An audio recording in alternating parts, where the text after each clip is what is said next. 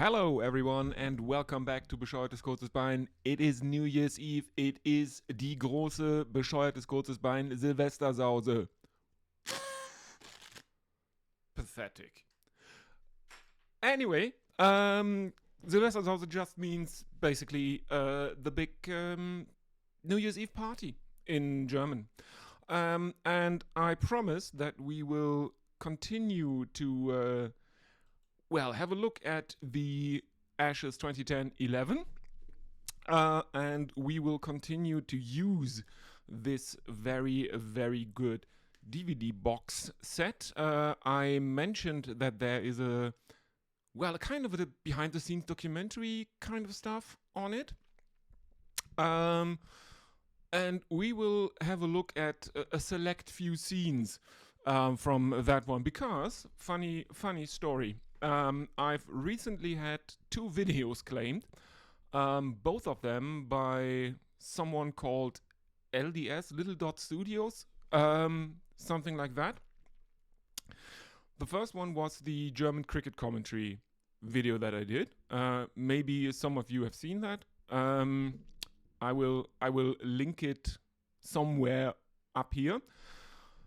And that one got claimed, and it was an automatic claim by some YouTube robot that checked, and they claimed footage of that Flintoff over I used in that video, based on the fact that they had previously stolen that footage and put it into one of those hundreds of millions of cricket best deliveries compilations, whatever. And so they said they owned it, which is clearly bullshit. First of all, I did my own thing with that footage, and second, they had stolen it previously. It's not theirs. The copyright to the original footage I used in that video clearly belongs to the ECB who uploaded it. And I know that they claimed it for a compilation video of stolen footage, because if you get a YouTube copyright claim, YouTube sends you a message, hey, we fucked up, because YouTube did not detect. Oh no, sorry. YouTube did detect that. That was automated. Yeah, sorry, your video has been blocked because... Anyway, what do you want to say about that? Do you want to dispute the copyright claims? Of course, I did. And you can just say it's a reaction or it's educational or something like that. So I checked all the appropriate boxes. And I also said that I think that the claimant is a copyright troll. So that got resolved relatively quickly. Took a few days, but it got resolved. And then I did the Christmas special, where I had some footage of the fourth test, which I was talking over. There's me in the picture, stuff like that. And this time I got a claim, not while uploading it. YouTube checked the video, said, okay, it's all fine. There is no copyrighted material we can find in this one. And then the guys that had stolen the footage of the Flintoff over and copyright claimed me over it, put in a claim by hand. They manually claimed the whole video. And this time, YouTube sent me the copyright notification message. Hey, there's a copyright claim on your video. And normally it says exactly that timestamp to this timestamp, this video, that video, this song, that song, because they go through their database, and if they detect anything that could be copyrighted material, and they do it, it's done by a robot. So they didn't do that in the Christmas special. But some idiot seems to have watched my video. So if you are working for LDS and watching this video, looking if you can claim it, here's a 2-finger salute for you. Fuck off. Yeah. Anyway, so we're not going to watch the whole thing because I think it's around 2 hours long. But there are some, well, what should we call it? There's some interesting moments in that, and I will pick out the funny moments mostly. There are different kinds of funny moments in that, or different categories of funny. There are some moments that are just funny because of unfortunate accents. I have a feeling that Mark Tubby Taylor will make up quite a good portion of that one. There are some, well, let's put it that way, unfortunate choices of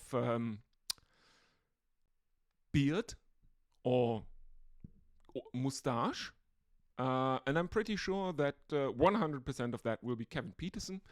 And then there are generally weird takes. Andrew Strauss is in it with quite a few very, very, well, sentences of all time.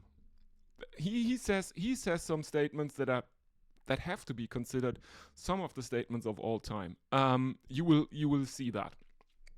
So I will go through the documentary and play you these parts. So don't be too alarmed if there are quite a few cuts in this video. That's the nature of the game. And well, after that, I talked to Jared Kimber about reading from his book, Australian Autopsy: The Gory Details of How England Dissected Australia in the 2010-11 Ashes.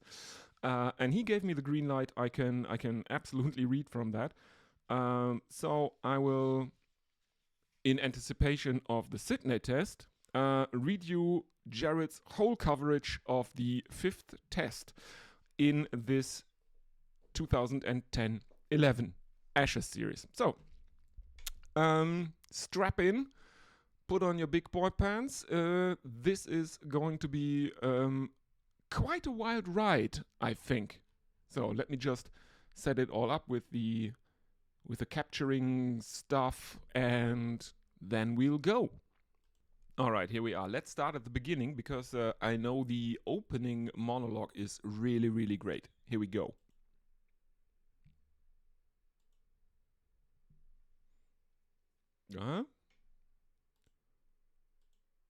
Play that. Oh, I forgot. Okay. I made a stupid error. It's the contest that every England cricketer wants to be involved in, every Australian cricketer wants to be involved in. It goes back 130 odd years. The fact that the sides go at each other for 6 weeks over 25 days means that it really is a very tough contest. This is something you've got to be good at, not just on day 1, but on day 25. It does make it unique. I think England came here so well prepared. I mean, this planning, this thinking was probably unparalleled for England on any tour ever. England win. They win the series by 3-1. They have retained the Ashes. The party will go long into the night. So there are some of the talking heads that will be involved on the journalist side. There is Max Selvey, I think is his name. He's the first one. He's the bold English guy, and he will be responsible for some pretentiousness in the documentary. Not that there's anything wrong with some pretentiousness if you are doing such a documentary here. I mean, it's the Ashes. Of course, there will be hyperbole and hyperbolic statements and stuff like that. But he really has a way with if it were written. People would probably call it purple prose, and not necessarily in a good way. And I think he is the Guardian cricket correspondent at the time, so he probably writes like he talks. I don't think I read any of the Guardian coverage or Gaudian, if you know what I mean. So I did not read any Gaudian coverage of the 2010-11 Ashes that I can remember. But yeah, he's a very nice chap. And then you obviously saw Mark Taylor, and it's his. He does the brain damaged Bogan in this documentary so well. It's amazing. His facial expression, his trying to speak in anything resembling intelligible English is amazing. The faces, the 25 days, stuff like that. There's a lot of that in that. There's also some other really, really great stuff from Tubby in there.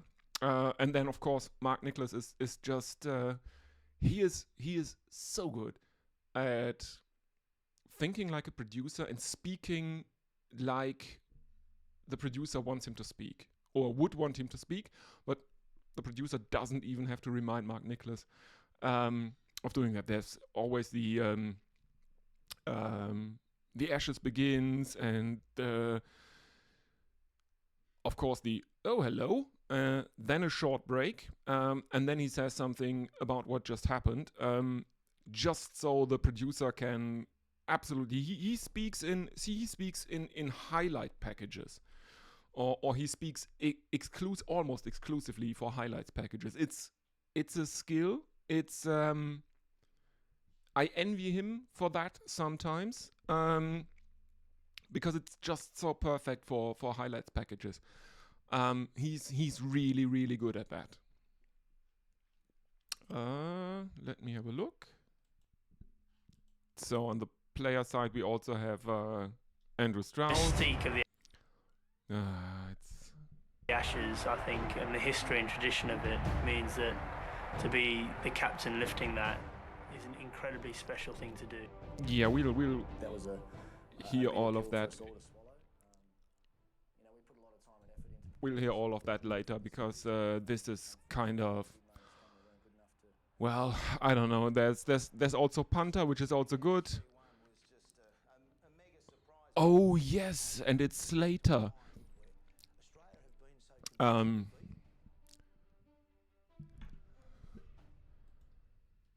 Yeah, it's also they also have Michael Slater, and Michael Slater he's a very special kind of boy, isn't he?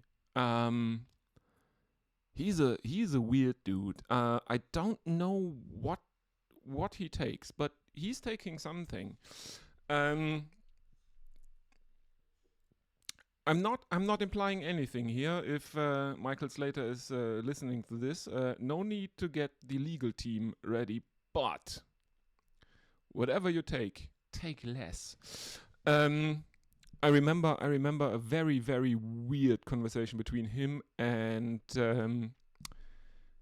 Danny Morrison, commentating on, I think, the PSL. And Michael Slater was describing his love of sneakers in a kind of way that really made Danny Morrison very, very, very, very, very uncomfortable.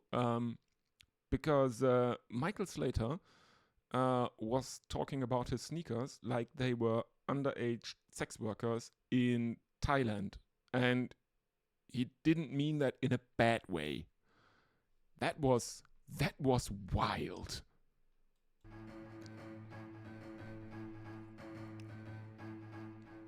It's sometimes not easy to pinpoint when a system needs overhauling, what leads to the overwhelming success that we saw by the end of the series in Sydney. You postulate the theory that you go back to the start of 2009, when, in the immediate aftermath of the Kevin Peterson and Peter Moore's fiasco. England have a new captain in Andrew Strauss, who's now been appointed as permanent captain, and you've got a coach in Andy Flower, who's in a temporary position. There was a point in the first Test match in Jamaica where England were bowled out for 51 and lost the game by an innings. Now, it's the butterfly flapping its wings. From that, Andy Flower and Strauss said something's got to change. We cannot be doing with this. And it doesn't matter what our position is and what authority we have, this is not good enough. One thing that did happen after that. Okay, so as I said, Mike Selvey, Guardian cricket correspondent at the time, he is our man for the highfalutin stuff. I mean, what even is he talking about here? Claiming the loss in Jamaica in 2009 to be the butterfly flapping its wings. He's clearly alluding to something called the butterfly effect, which is a theory about the range of unrelated events. Basically, it's how one butterfly in the Amazon basin flapping its wings might actually influence weather patterns and flow of air masses and stuff like that in North America and in Europe. And this is clearly not that. This is a system, or this is a car engine blowing up, which then doesn't lead to a man landing on the moon down the line. This is a car engine blowing up and the owner of the car deciding, okay, I have to replace that engine, which he does. So I don't know what he's on about, but I find it kind of funny. To be quite honest with you, the Andrew Strauss bit that follows Mike Selvey's basically logorrhea, which is a fun way to say talking shit, because it means word diarrhea. Yeah, that's not really interesting, because it's just Andrew Strauss, and Andrew Strauss is a very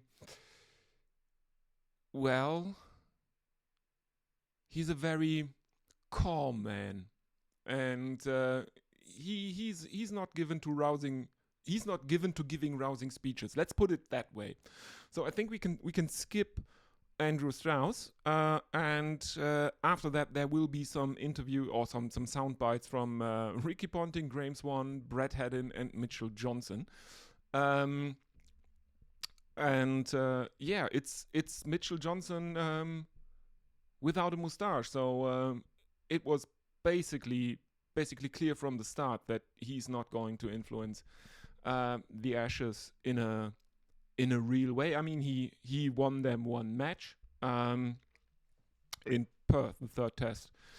He won them that one, but otherwise he couldn't avoid losing the Ashes to England. But those are some funny statements, and I think we'll go there and then we'll have a look at them.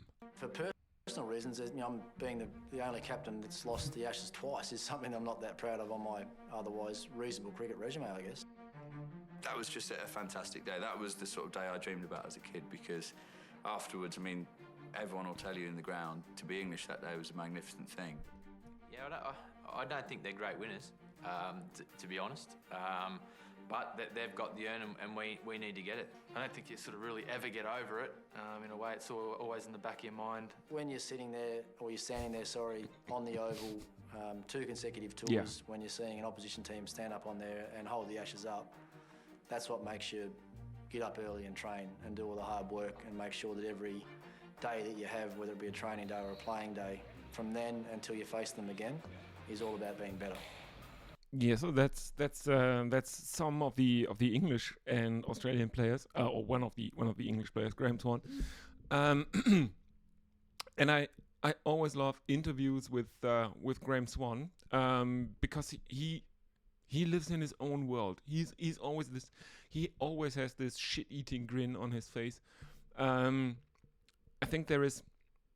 I think it's either the 2009 or 2013 Ashes. I think it's 2009 when he dismisses. I think it's Haddon, who we also see. I think he dismisses Haddon. He dismisses him LBW with a full toss that basically hits Haddon in the groin. And replays show it would have gone down leg by quite a margin. And in the end, Graham Swan, after the day's play, Graham Swan gets interviewed and he says it is probably one of the worst deliveries or the worst event in cricket ever, the worst dismissal ever.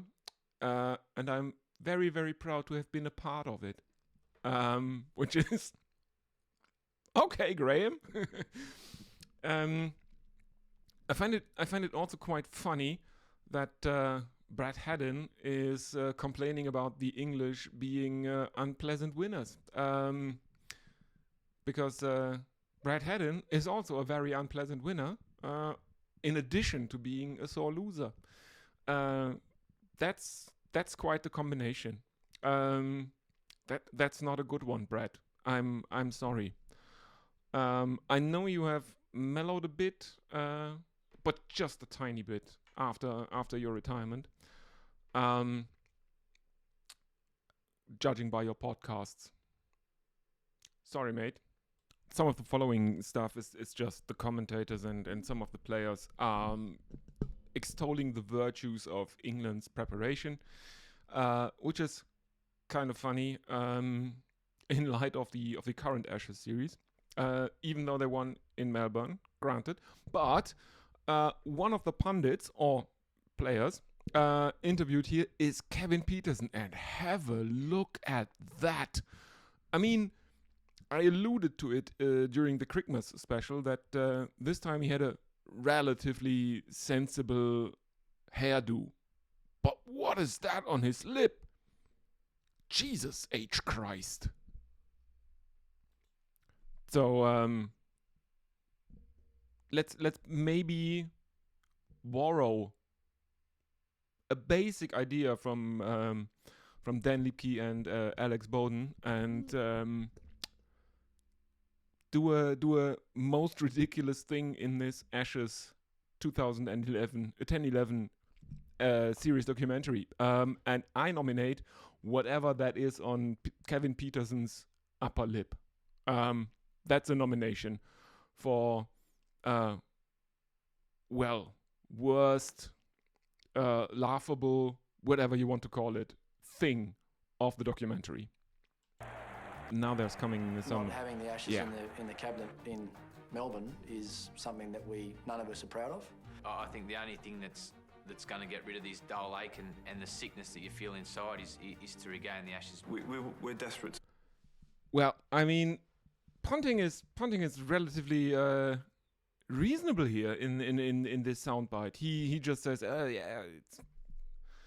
we're not proud of not having the Ashes at the MCG, and leave it to Brad Haddon to try to dethrone Mike Selvey with the hyperbolic shit, the dull ache and the sickness of not having the Ashes. Good God, man! This is not a wrestling match, you know. This is not WrestleMania. Whatever Salman Butt tries to tell you, cricket is not wrestling. Get it together, man. Damn, Brad. So this has been the prologue. There's the usual talk about England not being as bad as usual, Australia not being as good as usual. It's a declining team basically, and so we come to the first test, and in the run up to the first test, Michael Clark has been doing some PR work, and he said this very, very unfortunate thing about Dougie Bollinger. Let's give it a listen.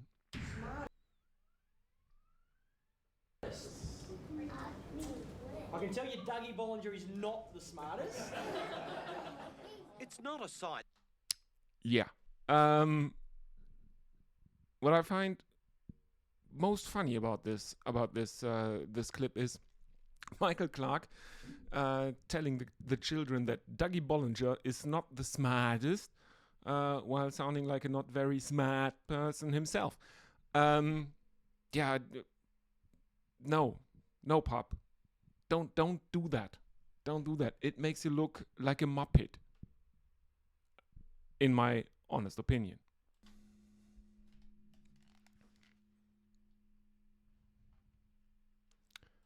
That has the Aussie selectors panicking just yet. But Michael Clark remains a passive. So that brings us to the first test now, and it takes place at the Gabatoir, the Fortress Gabba in Brisbane, and where the story is up to this point that England they won the toss. They decided to bat first. They looked really, really, really, really good until Peter Siddle, who was on his birthday, who was playing on his birthday, as Mark Taylor will tell you repeatedly during the next clip. And yeah, from there on, Australia clawed back into the game, and let's hear from the players who were there and from Mark Taylor, who was also there and had a stroke.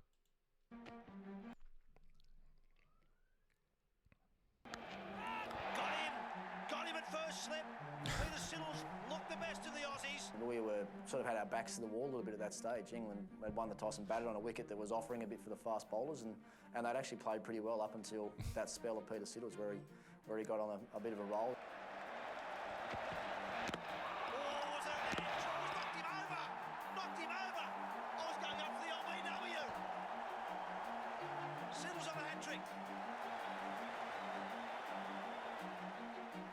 You know, what you don't want to do as captain is get in the way of the bowlers. You've got to let them, work things out for themselves. And he was pretty pumped. I don't think whatever I had said he would have listened to anyway.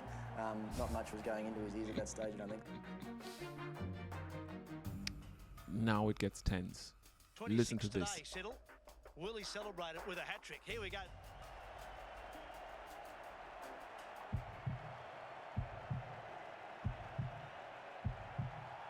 Crowd cheers. Here's Siddle. Oh, well, bowler's close. He's given it! He's given it!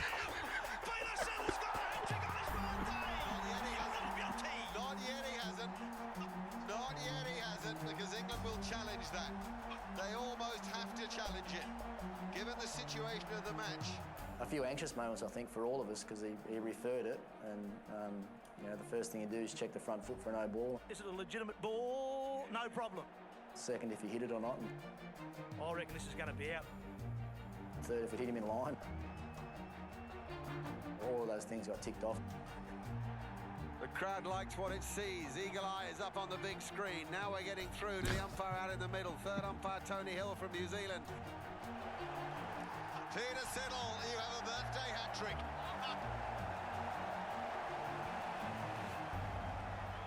Some amazing scenes on the ground, but certainly around the ground as well, because right behind Peter Siddle's follow-through was our viewing area, and all our coaches were pretty much jumping up and down and doing handstands in the background as well, which was something pretty special to see. It was an incredible thing to be there witnessing and hear the crowd just erupt. And Mark Taylor was on lead commentary at the time, and he went berserk. Well, Slats, I think he had an aneurysm or a stroke. This is the kind of thing I really like about this set, or highlight DVD sets in general, because there's really enough room for for stuff like this in there. The highlights packages outside of this documentary for each test are around 2 hours long. So there is a lot of the chat that makes cricket commentary. There is enough room in there for that. So that's why I really, really, really like it. And I think what's really interesting here about Ponting in this documentary is that he's about 2 years away from retirement. He retired in 2013, I think. And so this is basically 2 years before that. And he, in hindsight, you can see he is he's not the whinging mongrel that he was for long parts of his career before that, and especially in the eyes of England fans. But I think Indian supporters can tell you a bit about disliking Ponting immensely as a player on the field. There was this whole debacle with his gentleman's agreement about trusting the opposing team with claiming catches and stuff like that. And so it's really nice to see a more mellow side of Ponting, even during his playing days. He's one of the more magnanimous Australians that played in this series and that get a word in this documentary. With all the stuff that we learned about Ponting after he retired and became one of the great commentators doing his stuff today. So that's good, but also it's very funny to hear Mark Taylor lose his mind on live television. So, and also congratulations to Peter Siddle for being the only bowler that I can name off the top of my head to have a birthday hat-trick in Test cricket. So, well done, Peter. But that Peter Siddle hat-trick is not done yet with giving us some entertainment, because Andrew Strauss has something to say about hat-tricks in general. And it is quite entertaining in a let's put it that way. It's quite entertaining in a very understated, some might say boring kind of way. Listen to this. An Australian bowler, Peter Siddle, he'd worked hard to come back from a back problem. It was great. I think hat-tricks are always difficult to deal with because there's such a dramatic shift in the momentum of the game.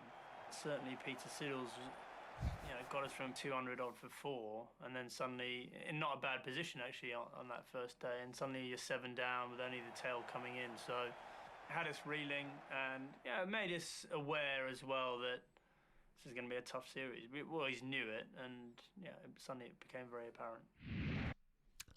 Thank you for that, Andrew Strauss. There will be some more bangers coming from Andrew Strauss. I won't spoil anything, but one involves Jimmy Anderson flying home for the birth of his second child, and Andrew Strauss describes the feeling one has when witnessing the birth of his child. I can tell you that much. It's not what you're thinking. So in the Australian innings in that first test, there's not that much funny happening, because the Australians just pile on the runs, have a very, very, very big lead. England are way behind in the match. They're staring down the barrel of the gun, and then Andrew Strauss and Alistair Cook walk out as the openers, and this then happens. He came very close to being out to the first ball of the second innings as well. No! That's out! it doesn't.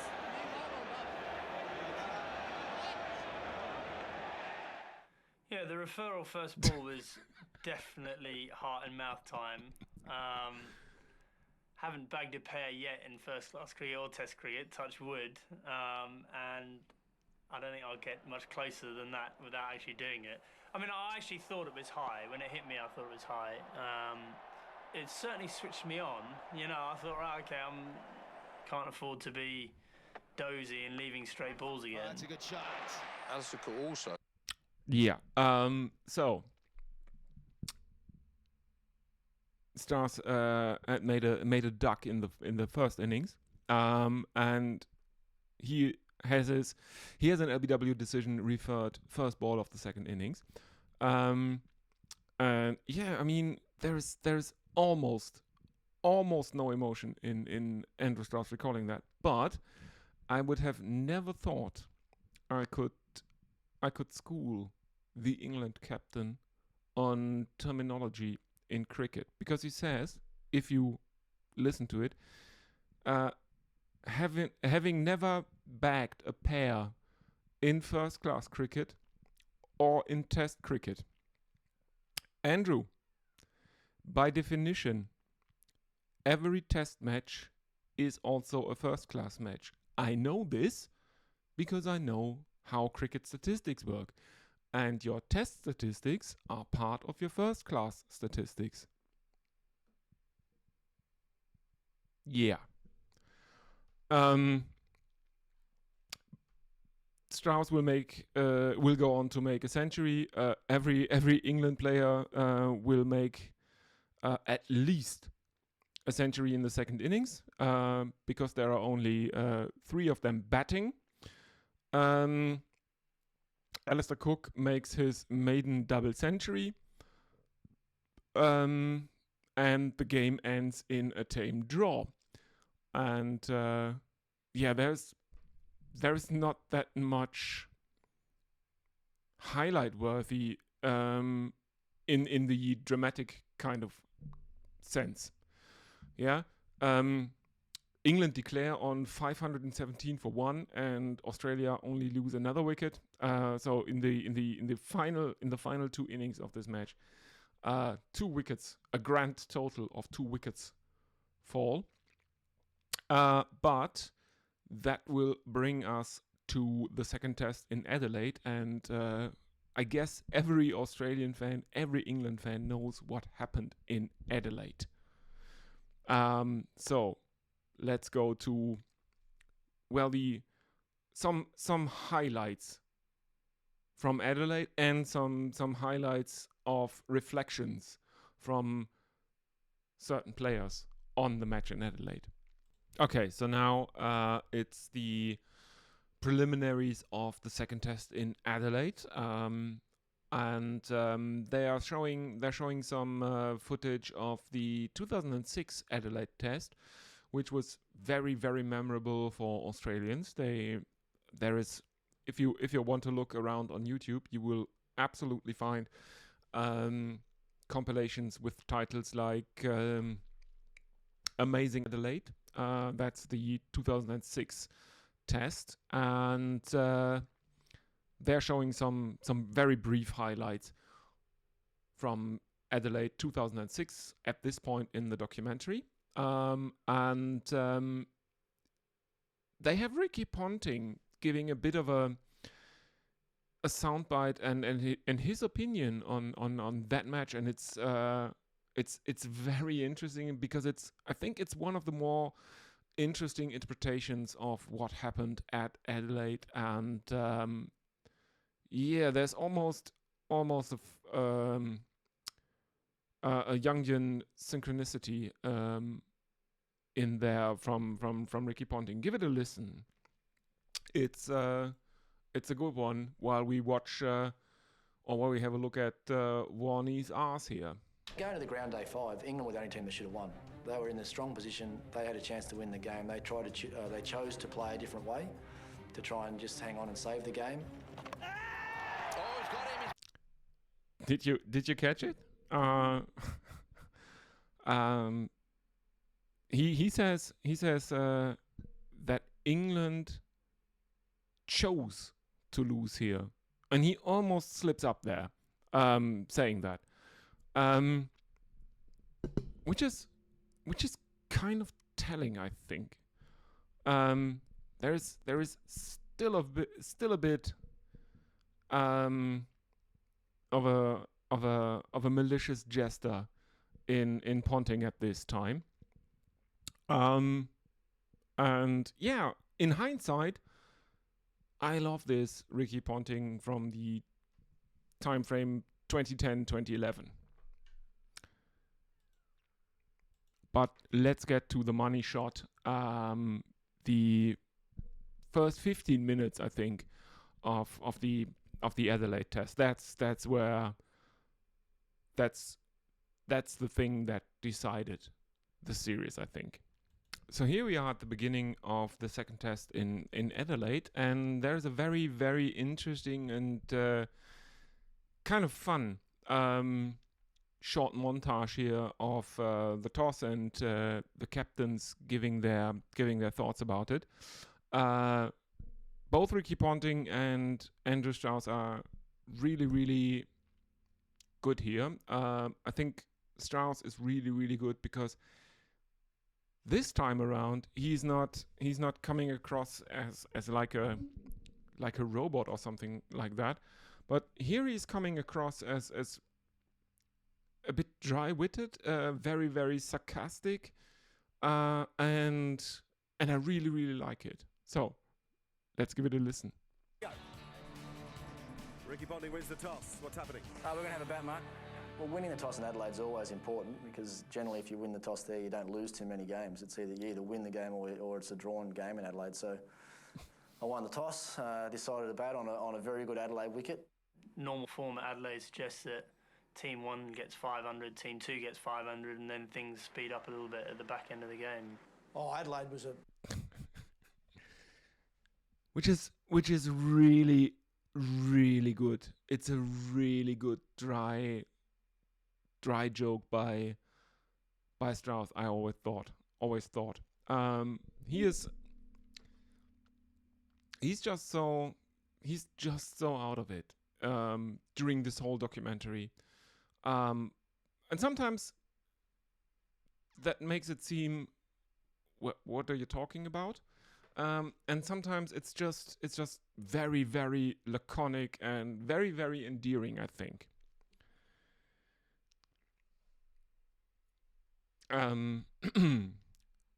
Yeah, Mark Taylor. I don't think Taylor has anything very funny to say, but I'll check and I'll be back.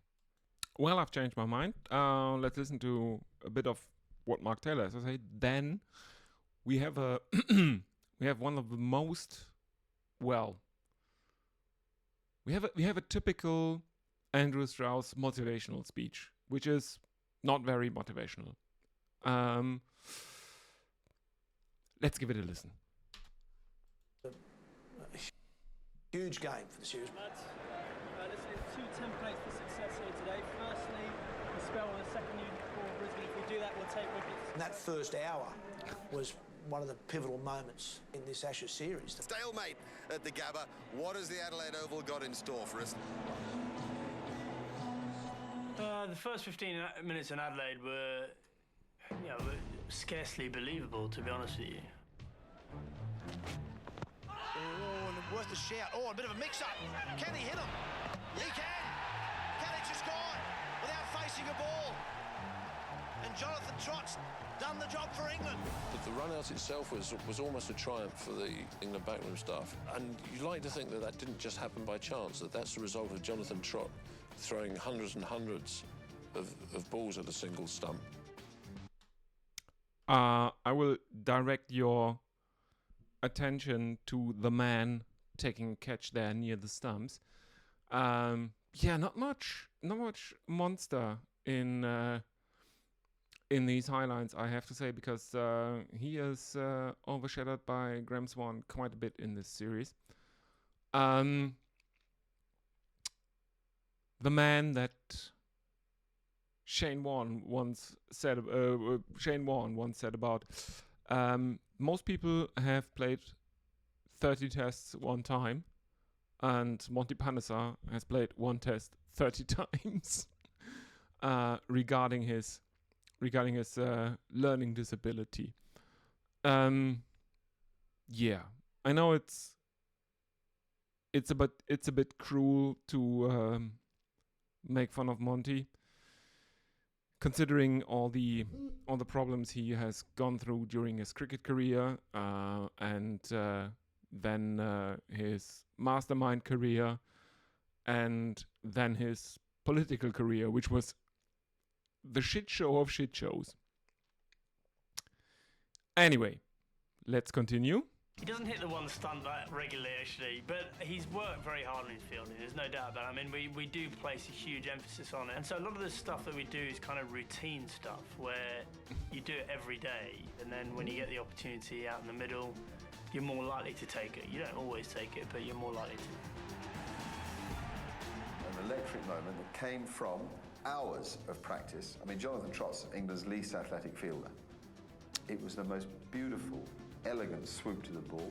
It was the most perfect technical base from which he threw, and it was deadly accurate. Well, that's kind of a very, very backhanded compliment there, Mark, don't you think?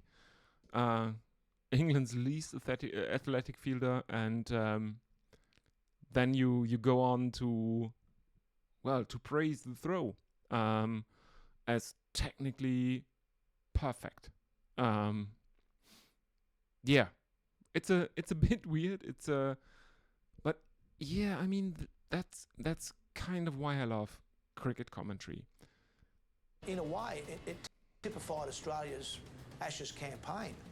The fact that there was one there, all of a sudden there's yes and no calls, and Jonathan Trott, who's not considered by England as one of their great fielders by any means, hits the stump side on. In a way, that little moment said Australia aren't quite switched on, they're not quite focused, and England are. But, to be honest, reviewing the footage, you can see that Trott hesitates for a fraction of a second there. You can run it back on YouTube, have a look at it. He has the ball up behind the shoulder, and then he hesitates, and then he makes the throw, and it's the correct decision. What can I say? And then, of course, Jimmy Anderson gets the big wicket of Ponting again. And suddenly, Australia are struggling, and England are cock a hoop. Ponting's gone, first ball. Australia 2 for none. Anytime you see Ponting go out first ball is a great sight.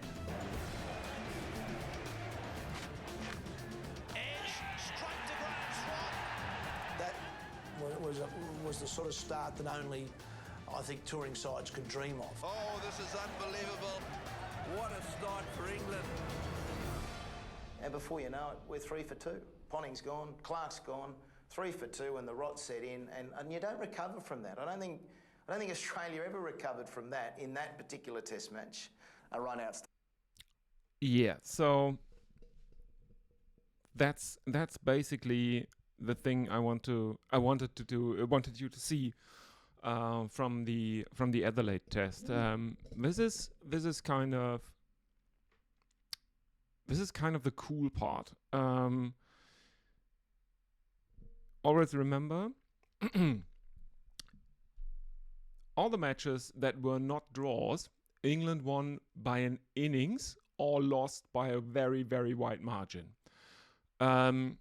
They won Adelaide by an innings. Then they lost in Perth by 260 runs. They won the MCG by an innings, and they won Sydney by an innings. And I'm also always very conscious at the moment about people claiming the stuff. So I think there will not be that much of Perth. At least not of the on-field action. There will be some interesting stuff in the run-up, behind-the-scenes stuff, but I will probably have Perth be relatively brief, the MCG relatively brief, a bit more in Sydney, because I have to have an eye on the time.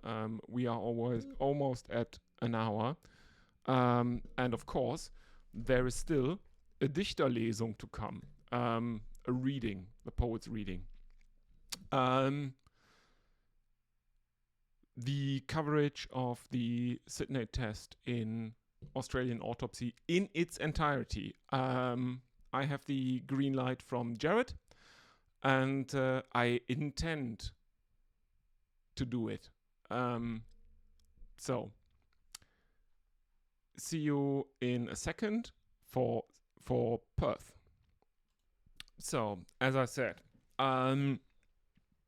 we are now in Perth, third test, and the interesting thing about the Perth test, apart from Mitchell Johnson giving us a bit of a foreshadowing of what he would be able to do in 2013-14, is the fact that Ricky Ponting fractures his pinky. But I think in this series, in this documentary, the run-up to the Perth test is quite funny.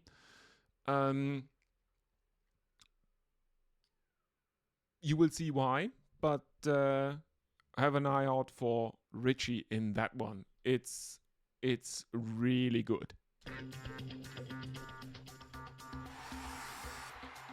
The public and media reaction was of great concern following the fact that the Aussies couldn't win at the Gabba, and now they were hammered at Adelaide. How were we going to get the Ashes back? Cricket fans around the country are saying, what about Warne? He jetted into London and was faced with the same question. Shane, what's the chance of you rejoining the squad, the Australian squad? Sorry.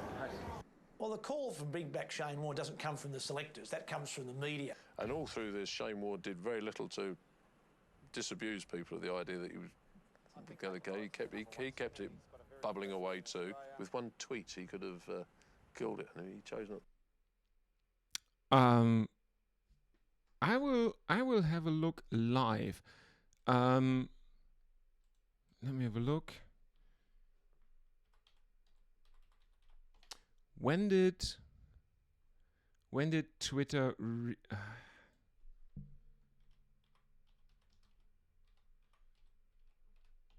You can't even Google Twitter without being automatically redirected to X. But I know that Twitter blew up or became a thing, basically, during the Arab Spring. And that was the first time that Twitter really came to the fore for many people in their consciousness as a microblogging platform. And that started in December 2010, right around this time. This is the same time frame that Twitter actually becomes a thing, and it is not yet a thing, really, at least to me, or in my mind. And I was alive at the time. Yeah, that's a lie. I was dead at the time, but for tax reasons. That's a Douglas Adams joke for people who like The Hitchhiker's Guide. Please comment down below who was dead at the time for tax reasons. Excuse me. But yeah, Twitter wasn't the same thing that it is now at the time. It just started because it was a way to communicate with the wider world without the government in the Arab nations being able to censor coverage of the pro-democracy uprisings in the Arab world at the time. So, yeah, I don't know if Shane Warne had tweeted anything about his retirement. I don't know, or coming out of retirement, I don't know if that would have had the impact that it would have about 10 years later. You can't bring a guy back from the commentary box to play a test match. The really annoying thing about that is that no one's asked me if I want to make a comeback.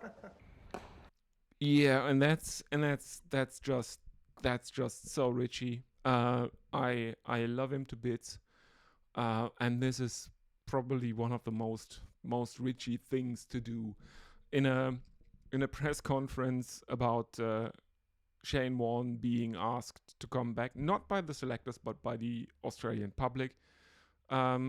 Make a joke about it. Love you, Richie.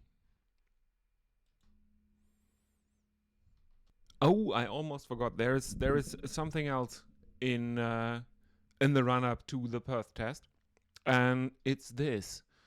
It's Australian selector Greg Chappell, but keep an eye out on the players. He's talking about young blokes coming up through the system and putting their hands up for selection for the national team and stuff like that.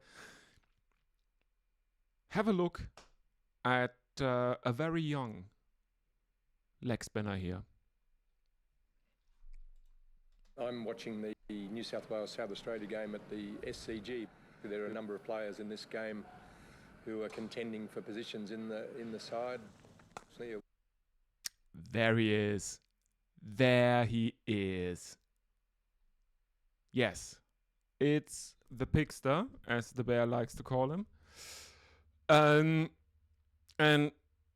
I always focused more on his nose and his face, and then he's twitching, and so I came up with this joke. Steve Smith looks like what a pig would look like if pigs were rodents. Would have been nice to. Yes, I know that's a very tasteless joke, but I think it's funny though.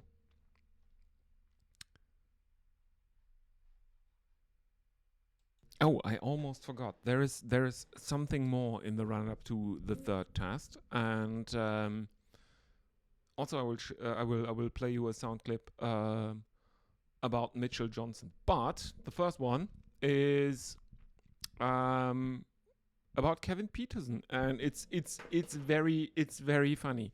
It's so funny. The interviewer for the documentary can't suppress a giggle. It's about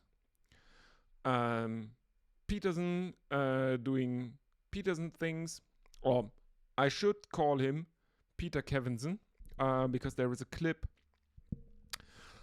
of the Graham Norton show when he is on there with a very, very, very bored Taylor Swift, who doesn't give a shit about who he is, what his name is, and what sport he plays. And she continually refers to him as Peter Kevinson, and he is really, really annoyed by that. And back on Elon Musk's sell side, I got Kevinson, to block me by continually referring to him as Peter Kevinson. I got Jeffrey Boycott to block me by saying that he sent me unsolicited dick pics and then posting a picture of a German smoked sausage. To be honest, the skin tone was very, very similar. Anyway, here is what shenanigans Peter Kevinson was up to in the run-up to the Perth Test. Here we go. Well, the interest is building in the series now. They've seen that actually this is going to be a competitive series, and suddenly there's a gap between test matches. You've got to take the days off. If you're a golfer, it's nice to get in a golf course and try and think about other things. If you've got family on tour with you, it's nice to get off with the family and the kids. And it might be KP in a Lamborghini that he's borrowed from Warney in his ambassador role. He's a good mate of mine, Warney. He's an absolute legend. Yeah, he's been on the phone quite a bit. Stay out of trouble, yeah. though, because he does lead people down the bad path sometimes. No, he's a good boy. He's a good boy. Turning up at the Langham Hotel in Melbourne was quite something, because there, parked outside the front door, was this canary yellow Lamborghini. That was KP. What Mike Salvi obviously does not know is the fact that, yes, everyone knows that Ferraris are red, and they have their own proprietary color and stuff like that, but Lamborghini also has a proprietary color, and it's this yellow that you can see there on your screen now. It's obviously not as generally known, and not all Lamborghinis are this canary yellow, but that is in fact Lamborghini yellow, which I find quite funny, because I don't think I have ever seen a Lamborghini tractor painted in that color, just their sports cars. Don't know why, but that is traditional Lamborghini yellow. He used to drive around, but he got done for speeding. So if you're going to get done for speeding, you want to speed, don't you? You don't want to be done for driving 120 Ks, he was, or 122 Ks, I think, we'd barely get it out of second gear. He said he's got lorries going past. The Barmy Army are such an important part of us playing away from home. I mean, any team would give their right arm to have support like that away from home. Chris and... Yeah, we can also watch that, because there's a very, very nice bit and very sympathetic bit from Ricky Ponting about the Barmy Army in that one, and it's just great.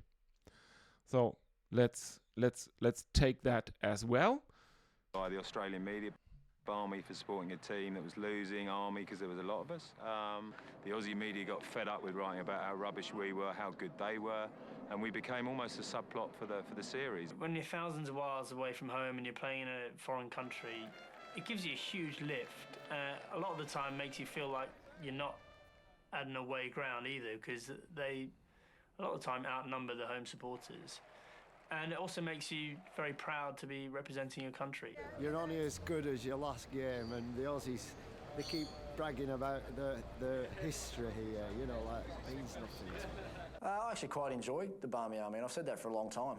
I think they're the best group of supporters that I know in international sport.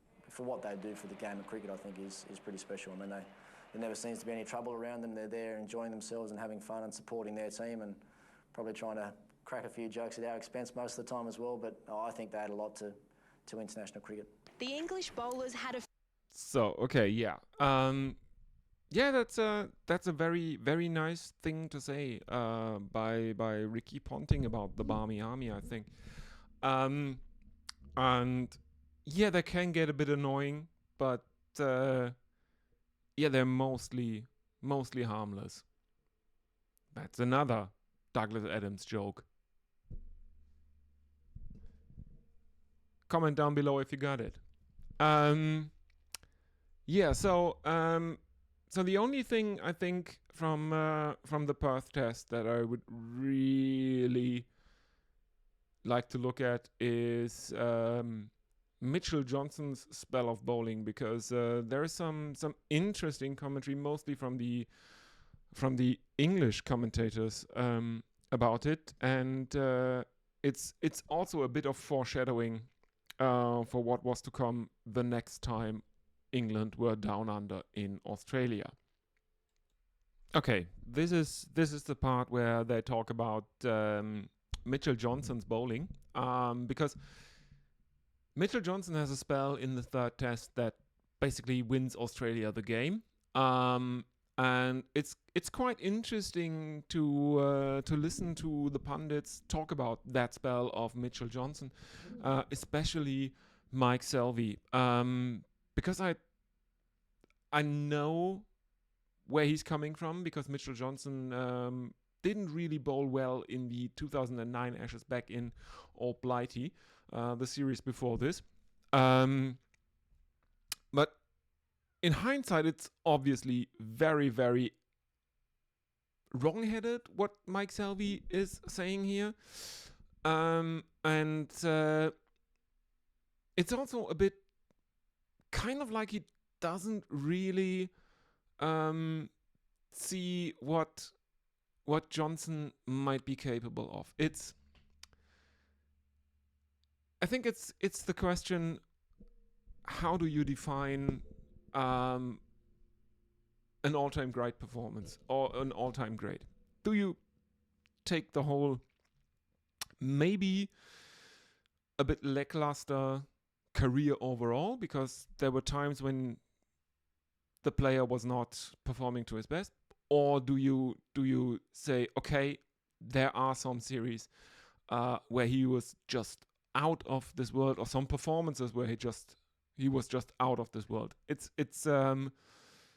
not just in cricket. It's also like Pedro Martinez.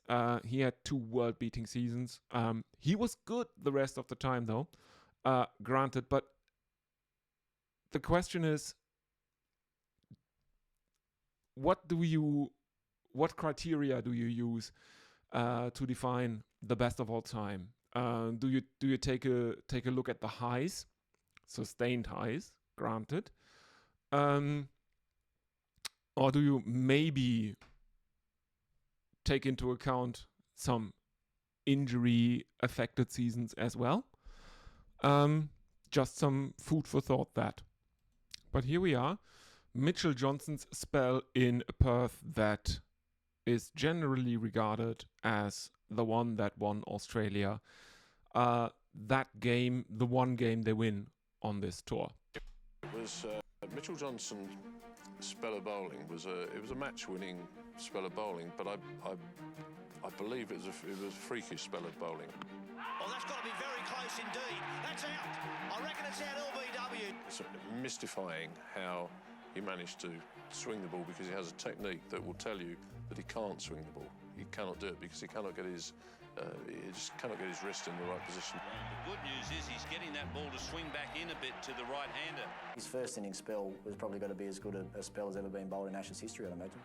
And that's not overstating it, I don't think. I think if you look back at what he did, it was pretty special. And look at where he was, you know, a couple of weeks before that in Brisbane, then, you know, things changed pretty drastically.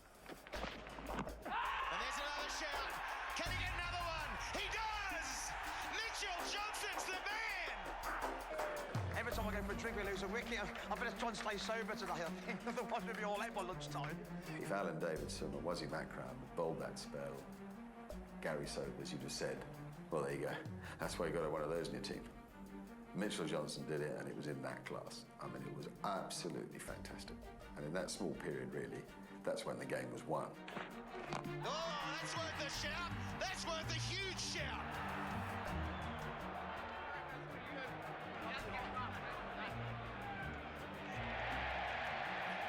That is a lot of shape, and that is hitting.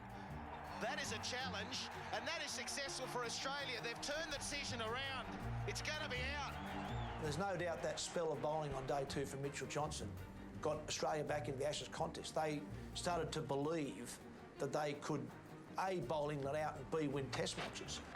Bowled in, knocked him over. Test cricket's all about those shifts in momentum and being good enough to create those shifts. And in Perth, in particular, Australia were able to do that. So, okay. I have a few thoughts about that. First of all, the Mike Selvey quote about Mitchell Johnson not being able to swing the ball, and I think that's a very very bad quote, because it betrays the thinking of a dogmatist, and it is anathema to the scientific method, to empiricism, because he says, we know Mitchell Johnson has a technique that doesn't allow him to swing the ball. because he can't get his wrist in the right position. Well, then how do you explain Mitchell Johnson swinging the ball here in Perth? You have to re-evaluate your theories and your conclusions. I mean, it's a bit like in physics, in gravity, stuff like that.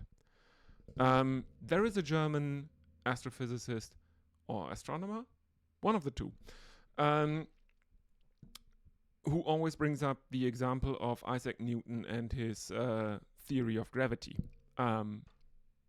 Yeah, it works on the scale that we use it on Earth. It's not really able to explain galactic movements, galactic mass, stuff like that. So we need 90% more mass in the galaxy to explain Isaac Newton's, or to explain the galaxy with Isaac Newton's theories. So he has gone on to say that these theories are good enough, or good or wrong, but in a good way. You can work with it on a smaller scale, like one planet, the Earth. Gravity works according to the theory of Newton on Earth. It doesn't work in a galactic or universal or cosmic context. So you have to admit that your theory may be wrong, but you don't know how it really works. And Mitchell Johnson swinging the ball and Mike Selvey proclaiming, no, we know he can't swing the ball because of his wrist position, is the same thing. Well, maybe the wrist position is not what makes the ball swing, or there are more than one wrist position that makes the ball swing. It should not be, this is impossible, but it should be, or your reaction should not be, this is impossible because of his wrist position. Your reaction should be, that's interesting. We always thought he couldn't do it because of his wrist position. I've examined his wrist position. It's the normal wrist position he always has, and he's still swinging it. So maybe we have to rethink our theory of swing. That's number one. The second thing I want to mention is that Mitchell Johnson did all that without a mustache. So it should be no surprise what he is up to in on the next Ashes tour down under when he has a mustache, because as everyone knows, catches win matches, so everyone knows, but tashes win Ashes. Come on, let it grow. Mitchell, bring back your mustache. That's a song by Dennis Carnahan. It's on the official Cricket Australia YouTube channel. I have linked it in my Crickmas special, so if you go there, it should be in the description box. So, yeah, I think that will be it from Perth. Australia win by 260 runs, leveling the series. I think we'll make short work of the MCG test, because that's what the Crickmas special was about, and I think we'll jump right into Sydney, keeping an eye on the time as well. So on to the fifth test in Sydney. Ricky Ponting was out of it. He broke his pinky finger in the third test. He then had painkiller injections for the whole of the fourth test. And his doctors told him, yeah, better not play the fifth one. While we are seeing on the screen a snapshot of Andrew Strauss, that's him on the right, with the analyst Simon Hughes in Australia. It is the first time that I think it's the first time that Pup is going to captain Australia. Yeah, and I mean the Ashes were retained after the Melbourne Test because England held it at the time. They went up 2-1 after 4 matches, so the Ashes were retained. But the Sydney Test wasn't a dead rubber because Australia could still draw the series and England were desperate to win a series down under. So we come to the Sydney Test. It is, of course, also the debut of Usman Khawaja, the only player that is playing in the current Ashes series that played in the 2010-11 Ashes series. But Simon Hughes is not the only one that's a bit of a left field selection or bit of a left field player to be on the tour, because this is Owen Morgan in a cap. After a big night. We celebrate. And I will direct your attention to the screen now. If you are listening to this basically as a soundtrack to something, now you really, really want to come to your screen and you want to watch or look at your screen, because here is an all-time Graham Swan moment coming up. Let's give it a go. Celebrated yesterday, and it's time to move on now. I'm just going to enjoy this hangover today. Is that not the most Graham Swan thing to say? Looking like a very, very bad Sonny Crockett cosplay. That's the role name of Don Johnson in Miami Vice. With the, in Germany we call it Drei-Tage-Bart. The sunglasses and the ruffled hair. Yeah, it's kind of great, I have to admit. So, Australia won the toss in Sydney. They decided to bat. They lost Philip Hughes at the stroke of lunch, and that brought the debutant Usman Khawaja out into the middle. And what the pundits on this program think about that, I will let you watch that one, because I think it's interesting. Hughes has perished in the final over before lunch. Well, Usman Khawaja to come in at number 3 and debut at number 3 is a big call, but it's the sort of call I think we've got to start making in Australian cricket. Wonderful ovation for this young man, 24 years of age, on debut and in front of his home crowd. He pulls, and that's 4. Wonderful start. Dropped in short. When you're under the pump, there's always that feeling that someone else coming in might just ride to our rescue, and it rarely happens that way, because coming into a side when you're under a huge amount of pressure and the side is losing is not generally a great recipe for success. And he played pretty expansively at first.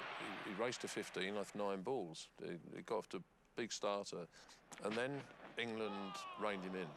He faced a further 84 balls and he scored another 22 runs. And that's the sort of bowling that England have been putting the pressure on with all series.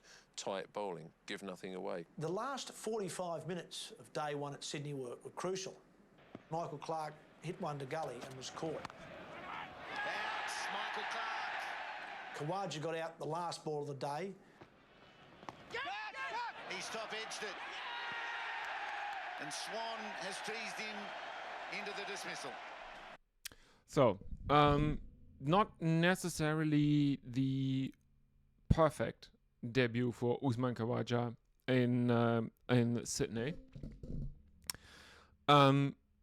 England will go on to win this match by an innings as well as the other two games that they have won.